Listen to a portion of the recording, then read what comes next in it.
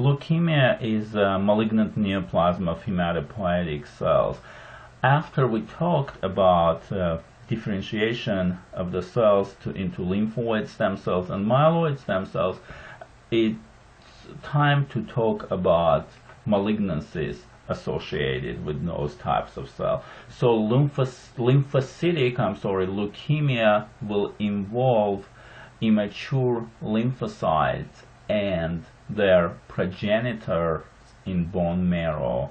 Myelocytic or myelogenous will involve pluripotent myeloid stem cells, and it will involve basically all blood cells that come up from myeloid stem cells.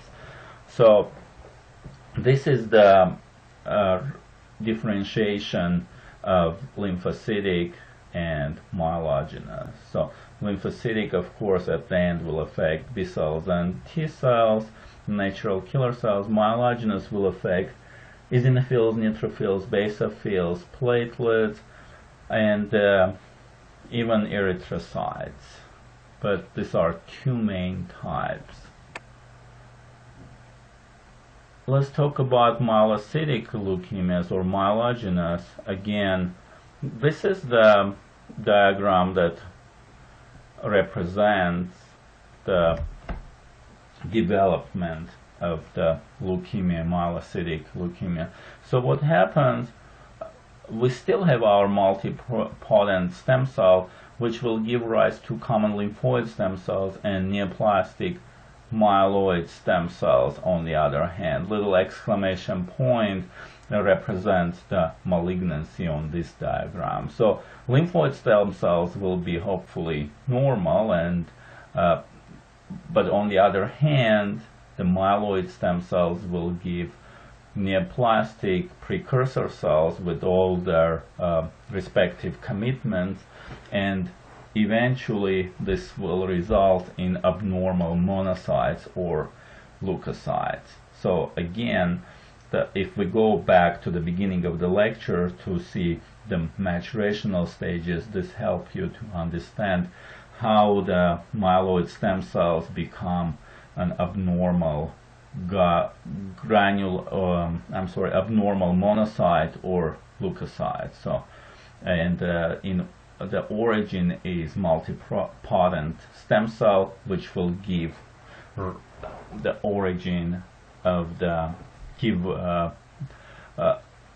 rise or to neoplastic myeloid stem cells, and that will result in the development of abnormal monocytes and granular leukocytes. So this is related of some type of mutation in this line, which we will have, like in any malignancy, we will have overproduction of abnormal cells.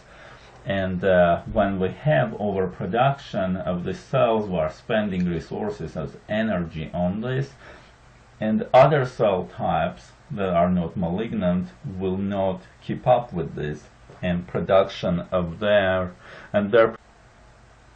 and I was saying on the previous slide that normal cell production will decrease because of overproduction of abnormal myeloid cells. So when the mutation occurs in lymphoid cell lines, it's a lymphocytic leukemia onset. Again, the committed precursor cells will be at this time neoplastic because they came from the neoplastic lymphoid stem cells, and neoplastic committed precursor cell will give rise to neoplastic B or T cells or natural killer cells. So the same thing happened here. Abnormal cell production will increase while the normal cell production will decrease, because again the same fact that abnormal malignant cells require lots of energy. Lymphomas are malignancies that arise from lymphoid tissue cells, so either lymphocytes or histocytes. And there are two main types. It's Hodgkin's lymphoma and non-Hodgkin's lymphoma. In Hodgkin's lymphoma, malignant B cells will invade lymphatic tissues, and in non-Hodgkin's lymphoma, the B cells and T cells will be affected. So what happens in Hodgkin's lymphoma? In Hodgkin's lymphoma, one of the important features or the signs of the disease is that there will be Reed-Steinberg cells present. Hodgkin's lymphoma usually will come from a single lymph node, and often it's a localized disease, and if we have localized disease, we may treat it with radiation. If multiple nodes involved, we may treat it with chemotherapy and radiation. So let's talk about in details about Hodgkin's lymphoma. And again, what will happen, the initial presentation of Hodgkin's lymphoma, it may be presented with lymph node enlargement, a lump, but will be involving a single lymph node or maybe a group of lymph nodes. And most common concern is the cervical lymph nodes, or mediastinal lymph nodes may be involved. And sometimes axillary, inguinal nodes also can be involved, but again, the cervical lymph node involvement is very common. Constitutional symptoms start occurring. Patient will still feel sick, tired, night sweats, fevers, chills, and weight loss. Again, weight loss with malignancies occurs because of the energy demands of most malignancies that can impose on the body, and that results in weight loss. So Hodgkin's lymphoma has one unusual symptom, and this is very specific and somewhat sensitive symptom, and there is really no explanation to it. But if person with Hodgkin's lymphoma drinks alcohol, and the involved lymph node will be painful. So treatment can be, again, radiation and chemotherapy, and if caught early, it's very treatable, and the results are very good in this case. The age is, this is young people, a disease, and actually people will be the incidence of the disease will be increasing in 20s until 20s, and they will decline until 50s. After 50s, the incidence of Hodgkin's lymphoma will be increasing, and men, of course, more susceptible to that. There is really no known cause or carcinogen for Hodgkin's lymphoma, but again, there is some evidence that HIV infection or actually acquired immunodeficiency syndrome may increase the incidence of Hodgkin's lymphoma.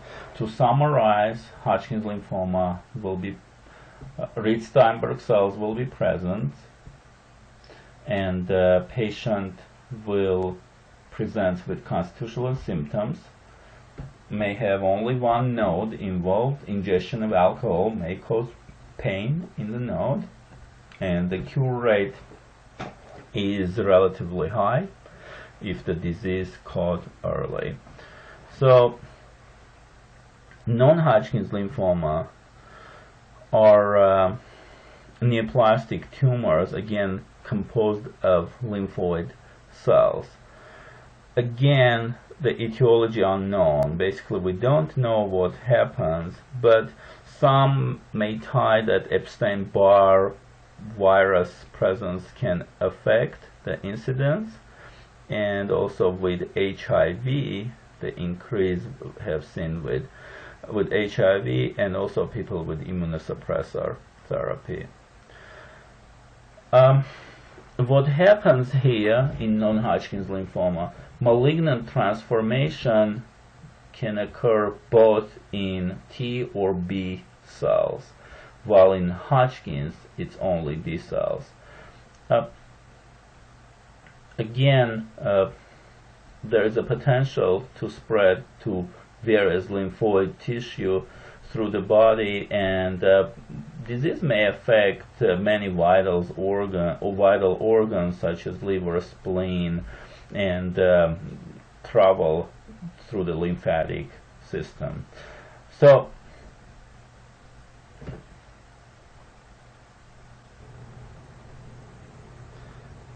what are the symptoms and manifestations of non-Hodgkin's lymphoma?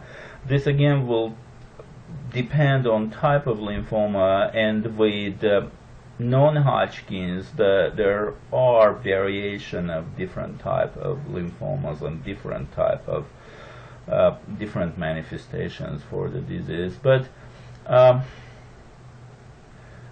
it may be slow progressing disease, or it may be relatively fast progressing disease. And clinical course, and when we're saying clinical course or natural course of the disease, is approximately 5 to 10 years. So basically patient may live 5 to 10 years without treatment. Even if lymphoma low grade and fairly myeloma is a disease that presents with abnormal B cells, and myeloma is a B cell malignancy of terminally differentiated plasma cells. So what can happen in case of myeloma? Multiple myeloma is one of the most common types of plasma cell disorders. So it's relatively rare, and it's 1% of all cancers, but among the disorders of blood or blood cancers, it may increase up to 20%. So again, cause for multiple myeloma is unknown, but there is some evidence showing that immune deficits, radiation, and pesticides and herbicides can increase this. So Agent Orange is one of the causes that somewhat determined that have been causing myeloma, and there are several viruses that are associated with it. Again, HIV can be increasing the risk or probability of developing myeloma. What happens in myeloma? The proliferation of malignant plasma cells happens, and what happens in this, that the abnormal cells can form tumor, and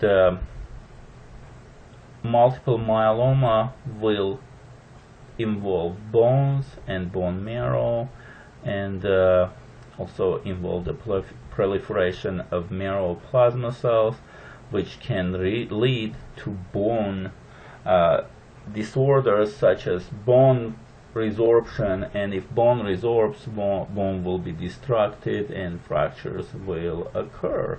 At the same time, as we know, bone, if it's resorbed, calcium just don't disappears and go to bloodstream, and because of that, person will have hypercalcemia. So bone pain is one of the most common symptoms that occurs in individuals with multiple myeloma. So because the bone is destructed, that also will affect the production of other cells that really are not affected, the cell lines such as erythrocytes and leukocytes, because again it's abnormal B cells. But because of this, patient may develop anemia and neutropenia or agranulocytosis. Patient will experience also typical cancer symptoms such as weight loss. How can this be diagnosed? And this can be diagnosed by blood test, bone marrow aspiration and examination, and also imaging studies, MRIs. So when the diagnosis is established, at this point we can present with chemotherapy or even cell transplantation, and that will be considered the appropriate therapy for younger people. And by younger people I mean the age below 70. So the relapse may happen with all people who had multiple myeloma, and however it's possible still to proceed with treatment that will be suppressing the disease.